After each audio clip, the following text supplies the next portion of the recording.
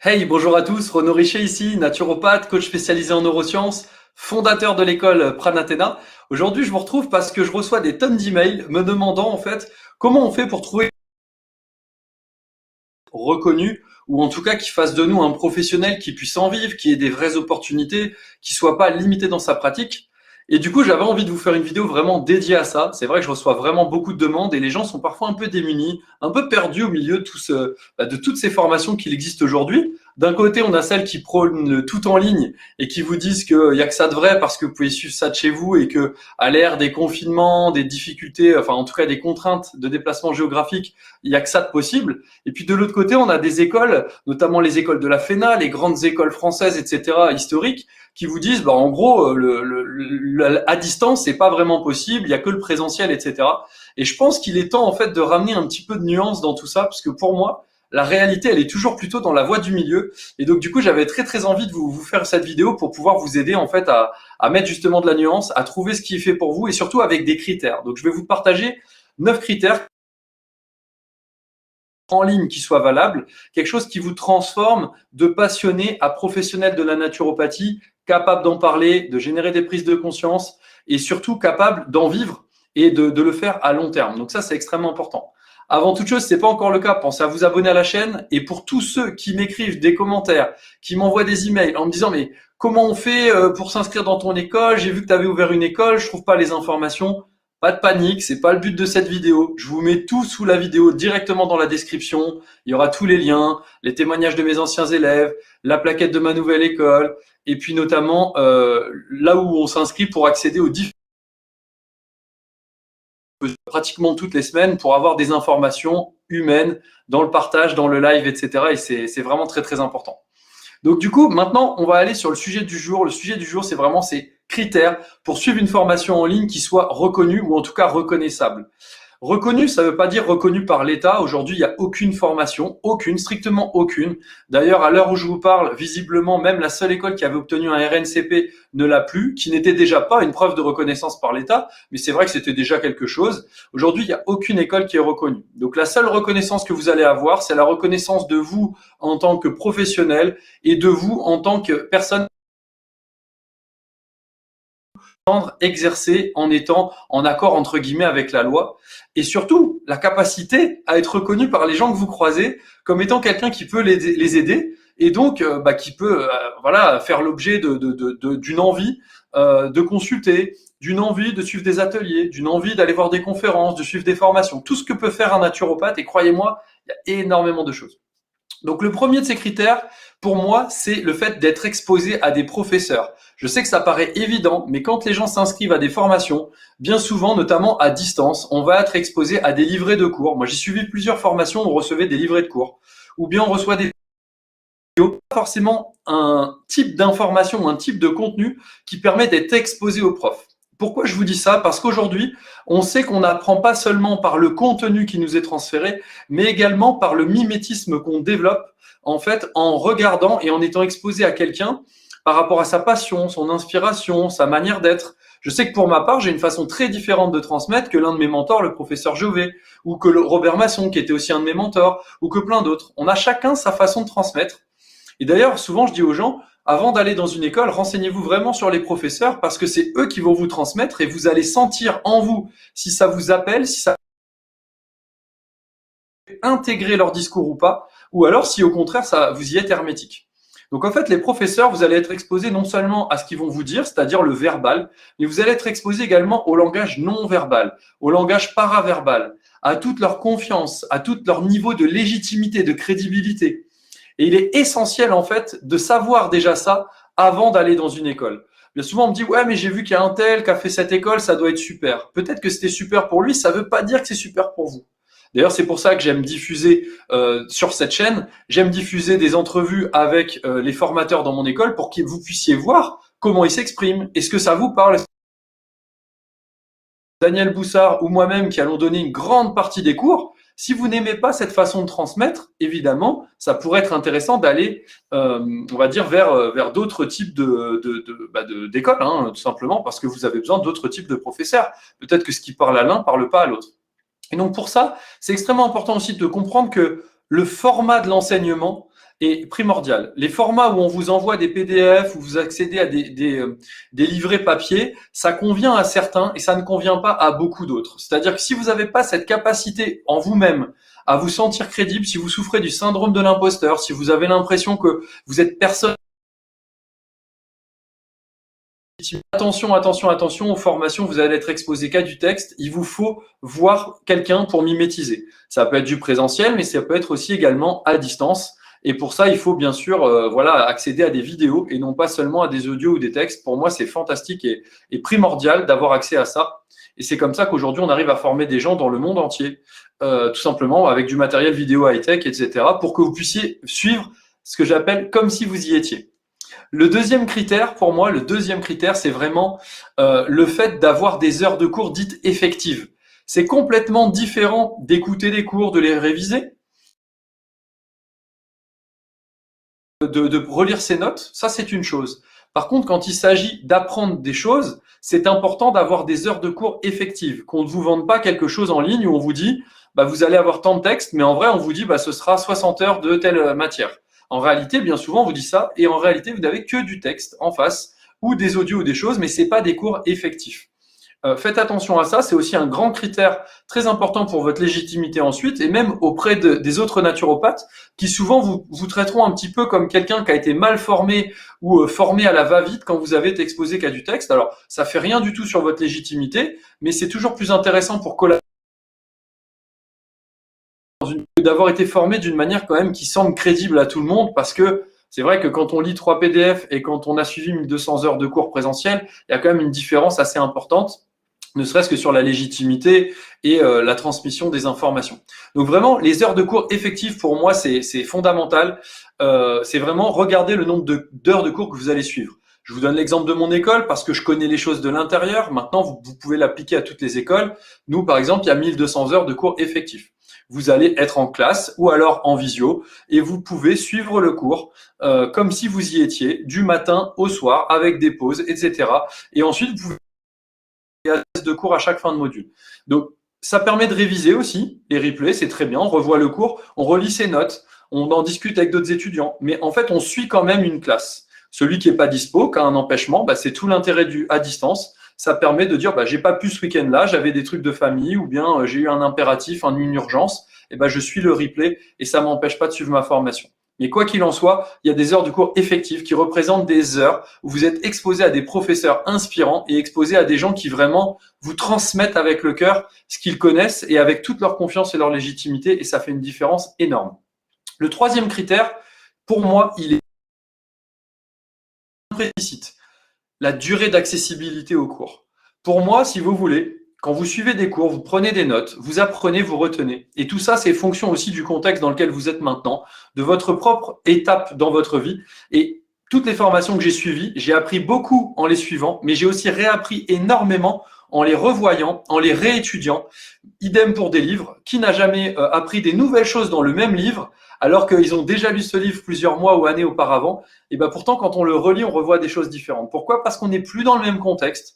On n'est plus la même version de nous-mêmes. Et pour moi, c'est important de pouvoir se réimprégner dans la continuité.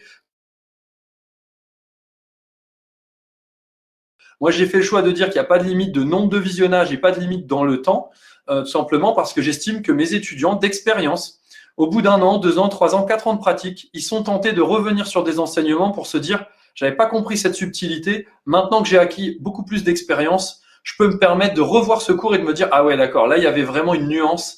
Et ça va me permettre d'aller encore plus loin dans le développement de mon expertise. Donc, c'est essentiel. Et d'ailleurs, il y a aussi le fait d'être suivi, mais ça, on en parlera plus tard. Ensuite, le quatrième critère, c'est vraiment être suivi par quelqu'un dans l'école qui sait faire le lien entre tous les enseignements. J'appelle ça homogénéiser les matières. Par matière, et donc vous avez une question sur cette matière, vous lui posez vos questions. C'est super, franchement, rien à dire. La personne est compétente, elle vous répond. Le problème, c'est qu'on vous enseigne pas une somme de matières comme c'est fait au lycée, au collège, là où au final vous finissez par tout désapprendre et que vous n'êtes pas professionnalisé. On vous enseigne un métier dans lequel tout ça doit graviter et s'interconnecter. Donc j'ai choisi, moi, dans mon école, d'être la personne référente qui homogénéise le travail de tous les autres formateurs, y compris le mien, en termes de transmission, de façon à ce que les personnes se disent « Ok, je comprends parfaitement comment tout s'infrastructure ». Trop souvent, il n'y a qu'un prof référent. Donc vraiment, renseignez-vous et peut-être également une sorte de référent plus qui s'avère être celui qui fait l'homogénéité entre tout. Et c'est pas parce que ça n'existe pas encore que si vous le demandez, les personnes n'accepteront pas. Donc vraiment, pensez à demander. Parfois, les gens me disent, ouais, mais ça y est pas, comment je vais faire? Si vous avez choisi votre école et que vous voulez que ça évolue, moi, je vous dis, vraiment, demandez à l'école d'évoluer en fonction de vos besoins et elle sera certainement ravie de s'améliorer. Donc, je vous invite sincèrement à trouver l'école de votre choix, vraiment celle de votre cœur. Et en plus, s'il n'y a pas ce que vous souhaitez, leur demander. Bien sûr, si c'est indispensable et que l'école fournit pas, il faudra vous interroger. Mais en tout cas, il y a de fortes chances que ça fasse évoluer le schmilblick. Vous pouvez pas vous former en ligne alors que vous n'êtes pas dans des contacts présentiels qui génèrent plus de réseaux, qui génèrent plus de contacts avec les formateurs. À un moment, il faut absolument savoir développer son activité et donc avoir des stratégies de communication, des techniques de communication, des stratégies d'acquisition d'une audience. Par exemple, là, vous êtes sur cette chaîne parce que j'ai une stratégie d'acquisition d'une audience qui a envie de se former et de gens qui ont envie de devenir naturopathes professionnels qui en vivent. Donc, j'ai à cœur de parler de ça, mais tout ça a été réfléchi. C'est pas par hasard si aujourd'hui vous tombez sur ma vidéo quand vous vous intéressez à devenir naturopathe ou à vous former en ligne ou à développer une activité de naturopathe, etc., etc. Tout ça. Les naturopathes gagnent pas leur vie et c'est pas par hasard. C'est parce qu'ils savent pas acquérir une audience et convertir des gens qui croisent ou des gens qu'ils pourraient croiser en personnes intéressées et potentiellement des clients pour eux avec lesquels ils pourraient contribuer à changer leur vie. Donc ça, c'est très important. Assurez-vous qu'il y a des outils de développement d'activité. C'est facile pour moi de dire ça. J'ai une casquette là-dedans. Vous le savez, je fais du consulting en développement d'activité des naturopathes et des praticiens dans les médecines complémentaires. Mais pour autant, il y a d'autres gens qui le font et renseignez-vous sur comment c'est fait, etc. C'est vraiment essentiel parce que pour moi, c'est ce qui fait que vous allez passer de passionné à compétent, mais surtout à professionnel. Point numéro 6, les témoignages des anciens. C'est trop facile de dire on a tel contenu, tel contenu, tel contenu, voilà une jolie plaquette bien marketée, voilà un joli site bien fait. Mais par contre, on ne sait pas comment ça se passe dedans. Et je pense qu'il faut aller chercher des témoignages des anciens. Alors j'ai la chance, moi, pour ma part, d'avoir des témoignages de mes anciens élèves que j'ai formés avec une méthodologie en termes de cursus qui n'était pas exactement la même que Pranathéna. Mais pour autant, les gens savent exactement qui je suis et j'ai sans problème obtenu des témoignages de mes anciens en vidéo. Vous avez le lien dans la description. Donc je pense que toutes les écoles peuvent le faire et si c'est pas encore le cas, bah demandez-leur. Peut-être que ça incitera les écoles à demander à leurs anciens. Certaines n'ont pas. Ok, mais pour moi ça fait partie des critères quand on est sur une école où on n'est pas en présentiel avec les gens. Pourquoi? Parce que si vous vous rendez pas compte de comment les choses ont été vécues par quelqu'un qui a été dans cet écosystème de l'école, c'est difficile pour de vous rendre compte si ça va être fait pour vous. Et peut-être que ce que les gens vont dire, bah, ça matche pas avec vous. Les gens sont peut-être très contents, mais peut-être que pour vous, c'est pas ça. Et il faut vous trouver l'école qui est faite pour vous. C'est pas la mienne, c'est pas une autre. C'est plein d'écoles qui sont faites pour plein de personnes. Et il faut vraiment trouver celle qui est faite pour vous, uniquement pour vous. Et peu importe ce que les autres en pensent. Point numéro 7, la présence de l'école sur le terrain. Trop souvent, les formations à distance en présentiel sont très très faiblement présentes sur le terrain. J'entends par là au contact du grand public, dans la démocratisation du métier. Et en fait, ça fait 10 ans que je fais des salons bio et des conférences dans toute la France. À vrai dire, à part sur Paris où je vois quelques écoles représentées, ou parfois dans une ville en province, l'école est là pour présenter son cursus, je ne vois quasiment jamais personne présent sur le terrain pour démocratiser.